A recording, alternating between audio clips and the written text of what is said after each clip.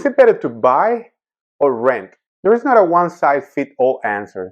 However, there is a very good, helpful tool called the price-to-rent ratio. And on this video, we're going to talk about what it is, how it works, and also we're going to talk about some misconception about buying versus renting. This ratio compares the price of the home versus the renting of the similar home. And then it calculates a ratio which will give you an idea if buying a home will be a better financial decision, or if renting a home will be better financial decision for you, and then any savings you will be able to use it to invest it in other areas. So that is the main concept of this ratio.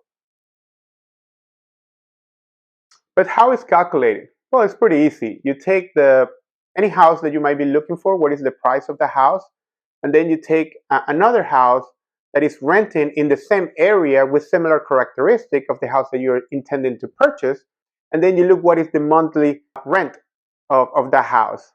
And basically what you do, you just take the selling price of the house that you intend to buy, let's say $300,000 for this quick example, and you divide that by the yearly cost of renting a similar house. So let's say it's $2,000 a home for a similar house.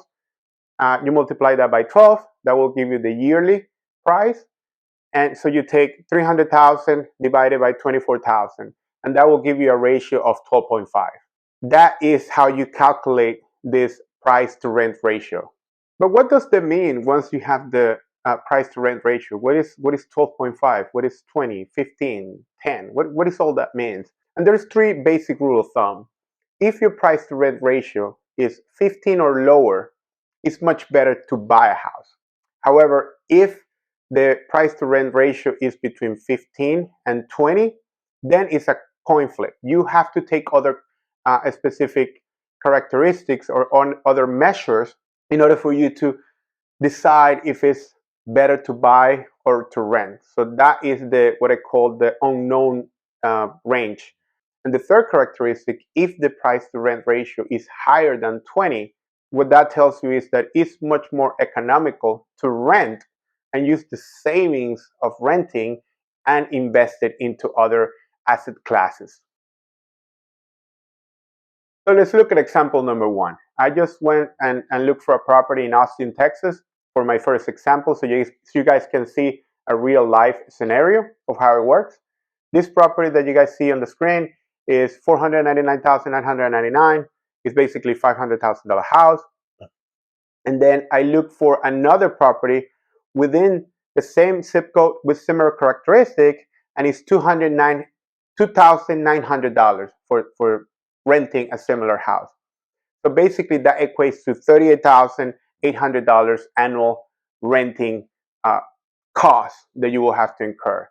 So when you put those two together, you take the $500,000 divided by $34,800. That's going to give you a price to rent ratio of 14.3.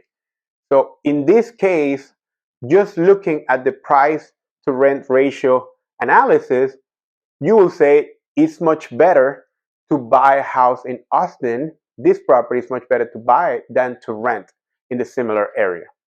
So let's look at another scenario. Now we're going to the other side of the country. We're going to Boston. And I look for a property in Boston. It's $1.3 million to buy it. And then I also look for another property with similar characteristic for renting. And that one will equate to $60,000 yearly. So it's $5,000 times 12, that's $60,000 your yearly cost for renting. And then when you take the 1.3 million divided by 60,000, that will give you a price to rent ratio of 23.25. So in this scenario, only looking at the price to rent ratio calculation and analysis, it will make more sense for you to rent and then use the savings from renting and then buying or investing into other asset class, like stocks or bonds or anything like that, anything that will generate a higher rate of return than if you would have bought the property in Massachusetts. So these are two very quick examples for you to practice at home. I have also added a couple of links to the description of the video, where you will be able to do a more in-depth analysis and calculations. If you're in the market of buying or renting a home and you're unsure, you can use any of those free tools to help you, guide you, and maybe clarify if the best option for you will be to buy or to rent. But of course, this price to rent ratio doesn't cover everything. It's just a benchmark. It's just mathematical calculation that help you to narrow down if you should buy or sell. But there's many other characteristics that are equally as important as the price to rent ratio that you have to take in consideration. So let's look at factor number one. How long are you going to stay in the property? How long you're planning to stay? Even if you have a high price to rent ratio, if you are planning to stay for 5, 10, 20 years, the appreciation or the expected home appreciation might offset the higher price to rent ratio. So it will make sense for you to decide to buy the property. Another important consideration is all the additional costs that are in addition to just the mortgage, right? The mortgage is just a very small, well, it's not a small portion, but it's only a portion of what a homeowner have to incur in costs when you're buying a property. You have things like HOA, if your property have HOA, you also have taxes, you have annual maintenance, which you have to set up a budget to allocate for that. Roughly between 1 to 2% of the value of the property you should allocate to the side for incurring to maintenance. So there's other costs that could change your decision making into buying or selling. So just not focus only on the mortgage cost versus what the rent is and the price. You also have to add all those additional extra costs that homeowners have to incur for you to make that decision. So let's look at another factor like investment opportunity. If you're financially stable, buying a home might be the best choice for you, even when the price to rent ratio is not what you're looking for. It's quite high, right? So let's say that you're in that middle ground between 15 to 20. If you're financially stable and you want to build equity through a property and increase your net worth, then buying will be a good decision. But at the same time, if you're not financially stable for any reason, either a new employment or the type of employment that you have is not based on a consistent salary, like salesman, and you do not have an emergency fund set up, you do not have a budget set up yet, and you do not understand where are you financially, maybe the best thing for you to do is to rent because it will give you freedom.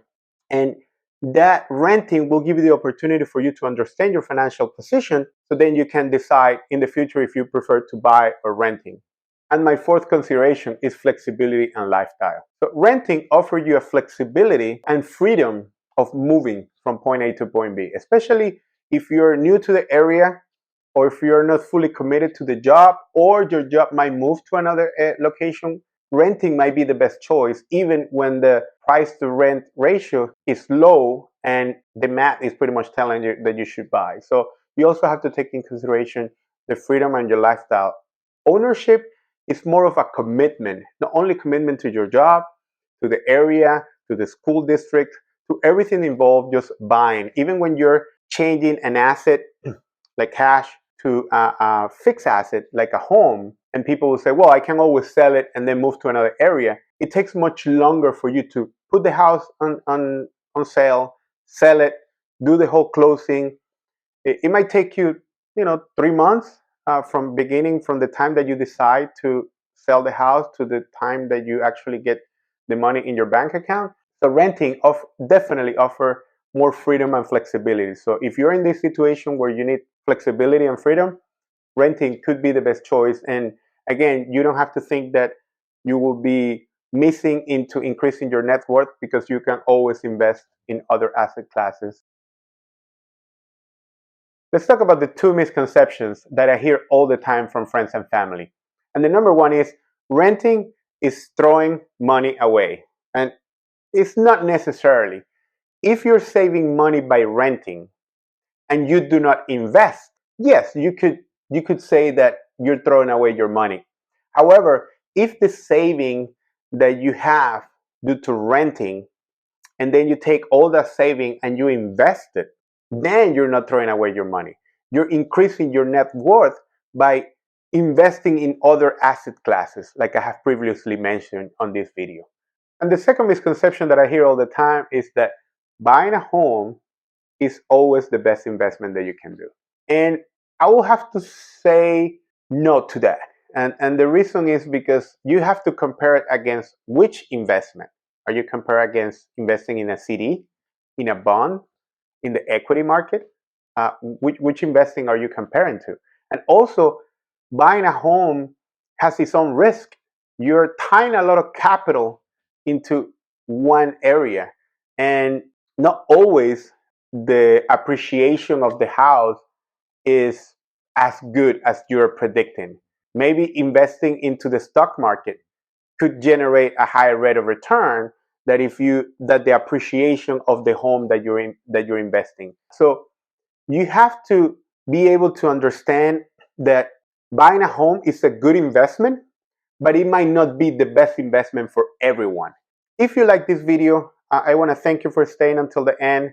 And please don't forget to like and subscribe the video. It really helps the channel grow, and it doesn't cost you anything. And remember, disregard all the noise that is out there, especially with elections and all that. Just disregard all that and focus on the personal financial fundamentals, and you always be successful.